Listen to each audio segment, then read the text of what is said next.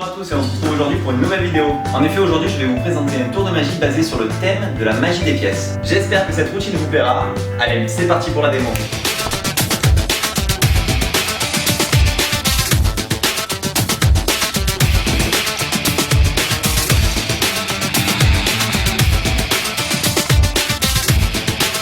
Allez, on se retrouve pour la démo. J'ai ici ce qu'on appelle un stylo porte-monnaie. En effet, on peut y cacher dans le capuchon des pièces. Incroyable, non? Regardez bien. Il suffit de prendre la pièce, de la mettre dans la main et de taper 1, 2 et 3 vers le capuchon pour qu'elle pénètre à l'intérieur. On peut l'entendre et la faire sortir. Je suis peut-être allé un petit peu vite, non? Regardez bien, on va le refaire. Ne quittez pas la pièce des yeux. On fait 1, 2, 3. Instantanément, la pièce rentre dans le capuchon. On la lance. Et elle atterrit sur la table.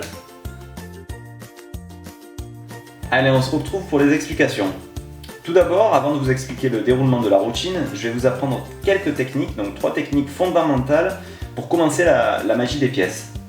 Je vous invite fortement à bien pratiquer et à vous entraîner sur ces techniques car elles vont vous permettre par la suite de développer ou de faire des tours de magie en magie des pièces. Allez, c'est parti. Au niveau des choix des pièces, comme vous pouvez le voir, j'utilise un demi-dollar, c'est une pièce américaine. Alors pourquoi? Tout simplement car au niveau du diamètre, la pièce est légèrement plus grande qu'une pièce de 2 €. Et au niveau des tranches, comme vous pouvez le voir, elles sont crantées, ce qui va permettre une meilleure accroche, une meilleure tenue de la pièce dans vos mains. Néanmoins, vous pouvez quand même utiliser des pièces en euros. Les 50 centimes et les 2 € font très bien l'affaire au début. Par la suite, si vous pouvez vous procurer des demi-dollars, ce sera toujours mieux et plus visuelle car brillante pour vos spectateurs. La première technique que nous allons voir s'appelle l'empalmage classique. La technique consiste à garder en main la pièce tout en ayant les doigts libres. Alors comment procède-t-on? Pour trouver votre point d'empalmage, il suffit de positionner la pièce dans le creux de votre main et de réunir l'auriculaire et le pouce afin de les faire toucher et de trouver la position d'empalmage. Il est tout à fait normal qu'au début vous ayez une main un peu crispée avec le pouce qui rentre à l'intérieur, car votre main n'est pas habituée tout simplement à maintenir entre les muscles du ténar et de l'hypoténar la pièce. Donc je vous invite fortement à prendre une pièce et d'essayer de la tenir en empalmage plusieurs heures, d'écrire avec et vraiment répéter jusqu'à ce que votre main petit à petit va se détendre afin de donner un air plus naturel à votre main et de pouvoir donner l'illusion que votre main est vide alors qu'elle tient en réalité une pièce dite empalmée. Vous venez de voir l'empalmage classique. Maintenant, comment passer de la pièce du bout des doigts vers un empalmage classique? Vous tenez la pièce, donc la pièce repose sur ses 2 doigts, donc le majeur en priorité, et vous allez, donc la main est face en l'air, vous allez tout simplement rabattre les doigts comme ceci. Vous voyez que la main se replie petit à petit avec le mouvement du poignet jusqu'à revenir paume face en bas, d'accord? Hop, hop. À ce moment-là, vous allez plaquer la pièce sur votre point d'empalmage et faire une rotation du poignet pour éviter que la pièce tombe. Regardez bien. On y va, on plaque, on retourne. Et là, vous pouvez ouvrir la main pour présenter la pièce. En réalité, elle est déjà positionnée en point d'empalmage. Et donc, par la suite, procédez à des manipulations pour donner l'illusion que la pièce n'est plus dans votre main. Donc, très important, travaillez cette petite manipulation. Hop, hop. Vous mettez la pièce à l'empalmage, vous la récupérez. Vous mettez la pièce, vous la récupérez. Et vous faites ça toute la journée. À force, vos muscles vont se développer, la main va être moins crispée et donnera l'illusion d'avoir une main tout à fait normale tout en ayant une petite pièce ou un objet caché. Nous allons voir maintenant la technique du faux dépôt. Cette technique consiste à donner l'illusion de transférer une pièce d'une main à l'autre et en réalité la garder dans la main. Alors comment procède-t-on? Le réel mouvement serait de montrer une pièce dans une main et de transférer la pièce. En réalité, nous allons faire le même mouvement en gardant la pièce à l'empalmage.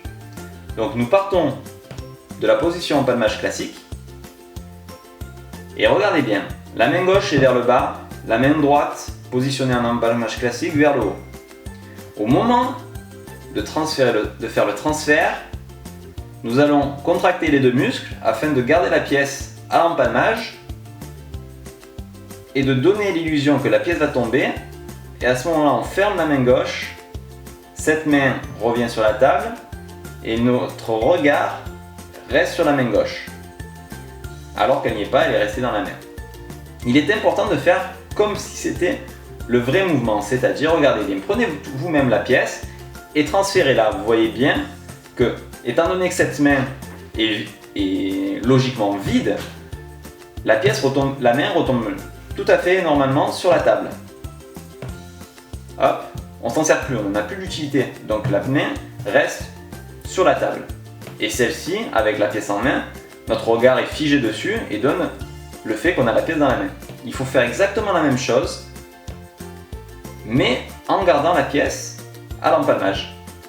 Il est très important de regarder toujours la pièce et de donner l'illusion que la pièce passe de cette main à cette main. Regardez bien.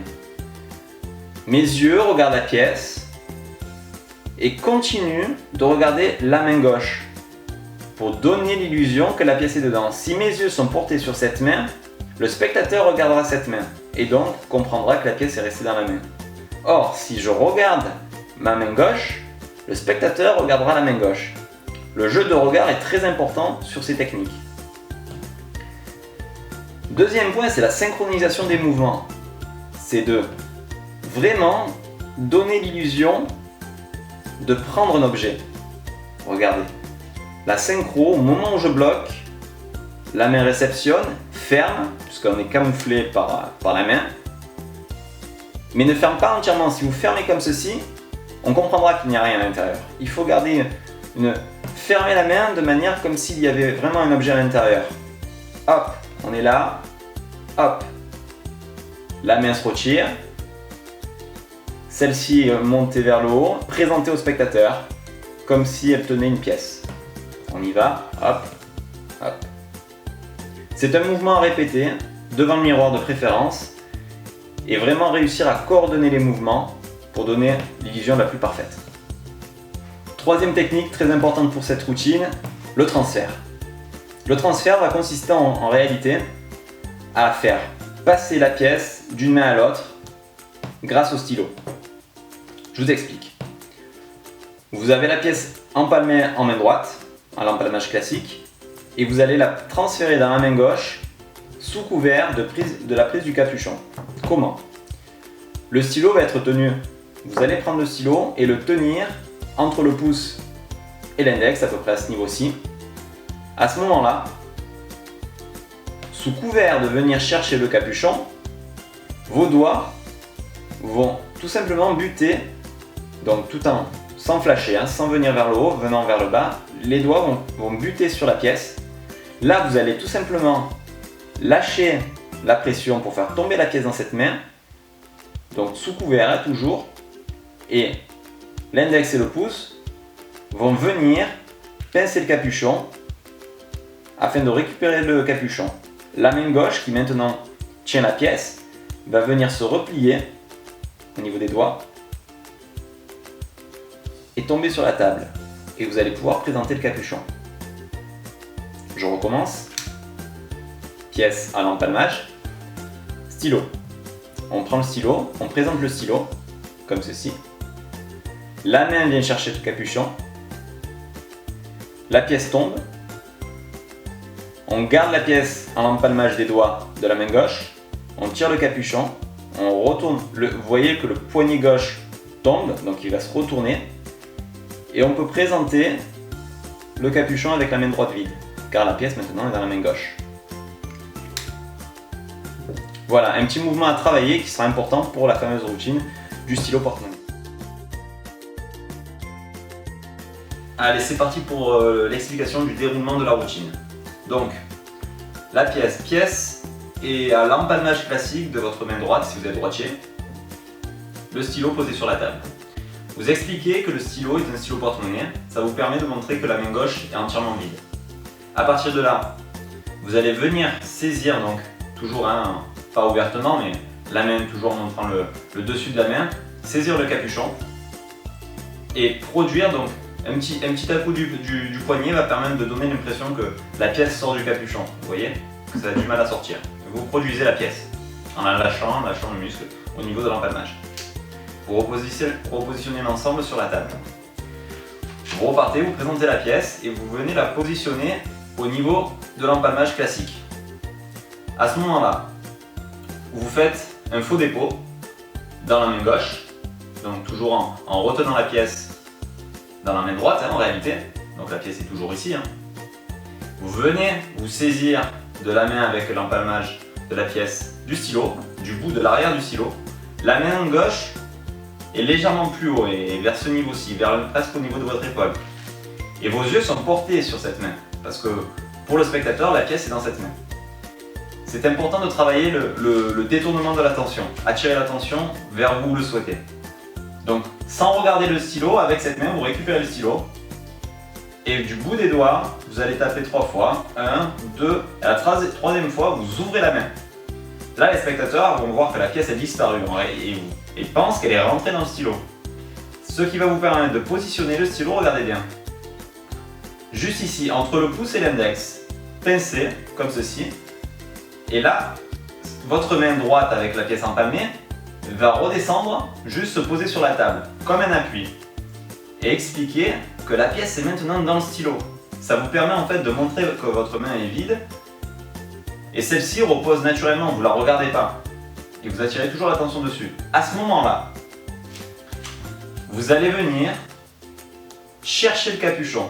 Et vous allez effectuer la technique du transfert qu'on a vu précédemment. Donc vous allez venir avec ces deux doigts, les deux doigts vont buter sur la pièce, en fait, même le petit doigt peut se rajouter, dans le mouvement de récupérer le capuchon. Et là vous allez transférer la pièce tombe à l'empalmage des doigts, et vous récupérez le capuchon. Et la main se retourne et tombe sur la table, ce qui vous permet en gros de faire croire et de justifier que la pièce n'est pas dans votre main droite. Vous secouez, à ce moment-là, vous revenez sur la table, la main est sur la table, vous allez faire le mouvement de faire sortir la pièce, au même mouvement, vous allez, la main gauche où se situe la pièce va se retourner et laisser tomber la pièce, ce qui donne ça. Donc c'est une synchronisation des mouvements, hop. Donc la pièce est vraiment au bout des doigts là, au niveau de l'empalmage, elle glisse au bout des doigts. Vous secouez, la tension est attirée là-dessus. Vous redescendez paume vers le haut et vous allez retourner et en même temps vous retournez les deux mains. C'est une synchronisation. Hop, la pièce est sortie. Vous refermez et vous posez votre stylo côté droit. Important qu'il soit au niveau de votre main droite. Et vous recommencez l'expérience tout en suivant les mêmes mouvements. Sauf que vous recommencez en disant, regardez bien, on va le refaire. Ne quittez pas la pièce des yeux. C'est important, ne quittez pas la pièce des yeux. Et à ce moment-là, pendant que vous dites ça, vous empalmez au classique, faux dépôt, ne quittez pas la pièce des yeux et votre regard suit la main gauche, ou soi-disant est déposé la pièce. Pendant que vous regardez, vous allez récupérer naturellement le stylo, puisque vous allez refaire l'expérience. Pour les gens, c'est déjà programmé dans leur tête. À ce moment-là, quand vous allez récupérer le stylo, donc vous allez lâcher la pièce de l'empalmage sur le tapis. C'est pour ça qu'il faut un tapis. Et à ce moment-là, pour camoufler le bruit, donc vous posez la pièce, vous lâchez et vous récupérez le stylo dans le même mouvement. Il faut que ça soit vraiment fluide.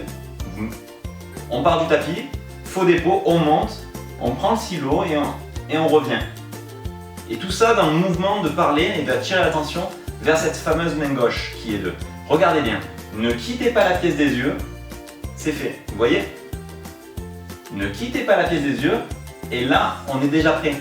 Vous ne regardez plus la table. Les gens suivent et veulent voir à quel moment la pièce va passer d'une main à l'autre parce que tout à l'heure, ils pensaient qu'elle était toujours cachée dans la main. Ils avaient raison, mais ils ne savaient pas où. Et là, vous pouvez faire 1, 2, 3. Important de faire le même mouvement. À ce moment-là, vous ouvrez les deux mains en même temps et vous sortez le capuchon. Vous faites mime de lancer la pièce en l'air. Et hop, elle atterrit sur la table. Et vous terminez votre effet. Voilà, et voilà, cette vidéo est déjà terminée. J'espère qu'elle vous aura donné envie de commencer la magie des pièces. La magie des pièces est très difficile à maîtriser car elle demande beaucoup de travail. C'est la raison pour laquelle je vous invite à vous entraîner devant un miroir afin de trouver le bon angle lors de vos manipulations. N'oubliez pas que la gestion du corps et le détournement de l'attention est un critère très important pour la réalisation de vos tours. N'oubliez pas de mettre ce que vous pensez en commentaire, de mettre un gros pouce bleu et de vous abonner. Merci à vous et on se retrouve pour une prochaine vidéo.